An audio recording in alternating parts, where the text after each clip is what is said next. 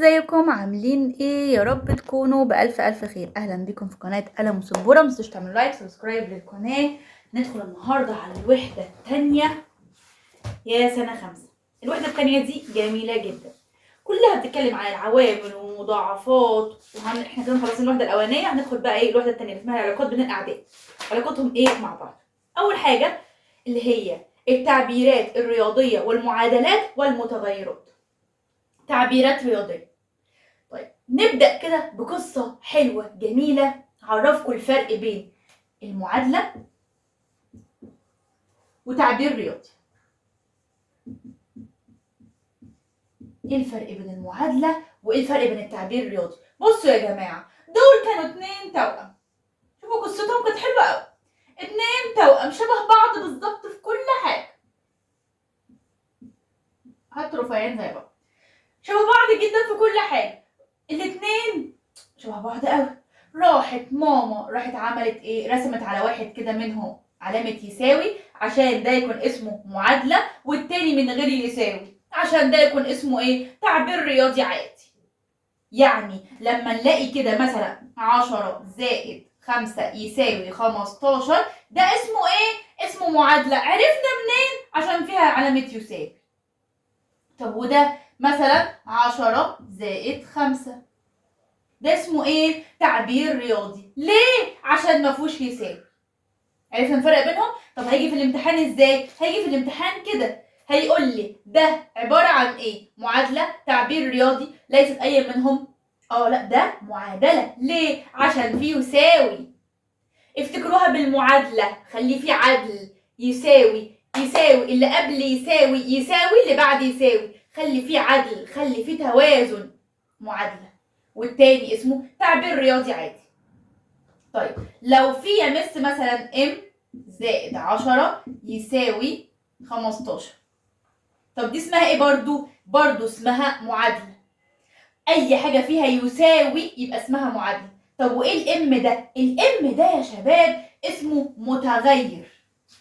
يعني ايه متغير؟ ام مثلا ناقص 30 هتساوي 20. الام او اكس او واي او زي او ار، اي حرف انجليزي اسمه متغير.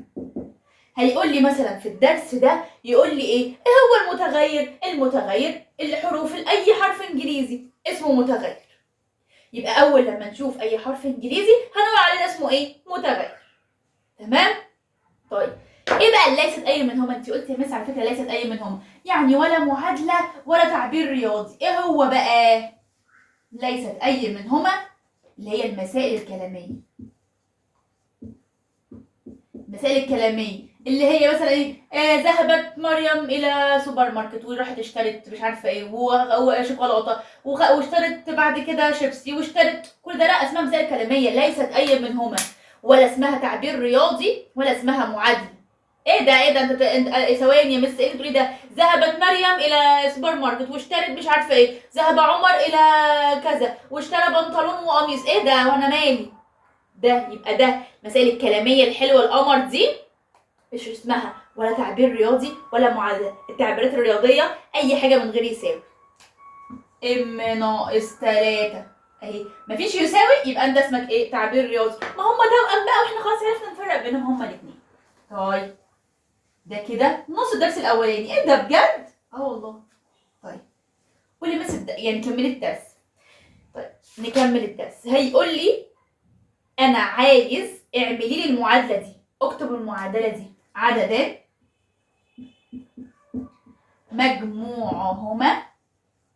مجموعهم الاثنين يساوي مثلا 70. فاذا كان احد هذا العدد كان كام مثلا؟ 10.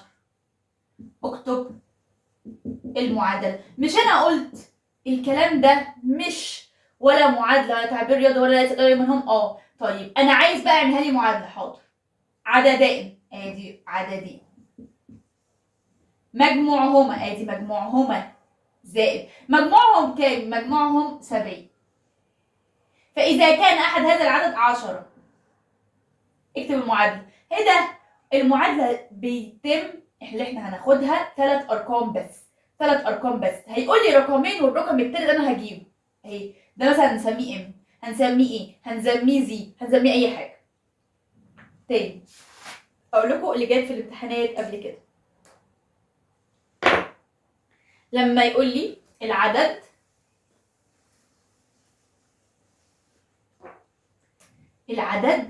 ها 3.7 مضافا، كلمة مضافا يبقى زائد، كلمة مضافا يبقى زائد إلى عدد ما. كلمة عدد ما يعني أنا مش عارف أشطب على كلمة عدد ما وأحط إن. يساوي 15.8. اكتب يبقى ايه؟ اكتب المعادلة. ثواني بقى. العدد ده ادي 3.7 مضافا يعني زائد إلى عدد ما، أنا معرفش أحط ام. يساوي، كلمة يساوي بالعربي هيبقى يساوي بالحساب. يساوي كام؟ 15.8. ادي 15.8. كتبت المعادلة. ركزوا، هيقول لي اكتب المعادلة وسكت ولا حل المعادلة أو اوجد المتغير. خلينا كده ده اوجد المتغير أو حل المعادلة، خليها شوية. أنا دلوقتي هو عايز اكتب المعادلة. اكتب المعادلة دي. حاضر. أول لما نلاقي كلمة عدد ما أو عدد هشيلها وأحط متغير. بصوا بقى الحاجات الحلوة القمر دي، طبعا حاجات أساسية بقى. كلمة مضافة يعني زائد، كلمة مطروح منه يعني ناقص، كلمة عدد أو عدد ما هشيلها وهحط إيه؟ أي حرف إنجليزي.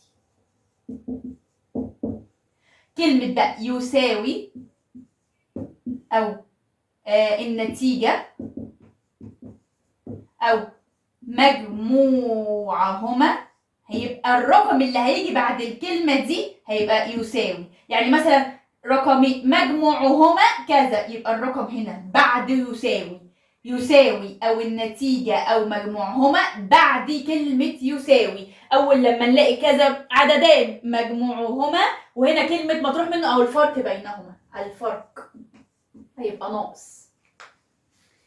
كلمة يساوي أو النتيجة أو مجموعهما الرقم اللي هيجي بعدها هيتحط بعد يساوي. طب مسألة كمان يا مس. حاضر. لما يقول لي عددين، ماشي عددين، يعني هو بيقول لي كلام بالعربي وأنا بعمله حساب. عددين، حاضر، ادي عدد وعدد، ها عددين، ماشي. الفرق بينهما يعني ناقص. الفرق بينهما 15. حاضر. الفرق بينهم كان 15، يعني ده ناقص ده يدينا 15. ماشي. وكان العدد الأكبر، العدد الكبير طبعا ناقص، بحط الكبير في الأول. العدد الأكبر 45 أهو. بس أنا اكتب المعادلة. حاضر. ار 45 ناقص ار تساوي 15. يبقى فإن المعادلة التي تعبر عن العدد الأصغر يساوي 45 ناقص ار أو اكس على حسب بقى هو سابها لك كده ولا جايب اختيارات. ما تقولش ايه ده يا مس ده هو عامل اكس، ما يعمل. ما قلت لك ده اختار اللي انت عايزه ار اكس، انت حلها الاول وشوف الاختيارات موجوده فيها ولا لا. طيب في حاجه كمان كلكم بتغلطوا فيها. اذا كان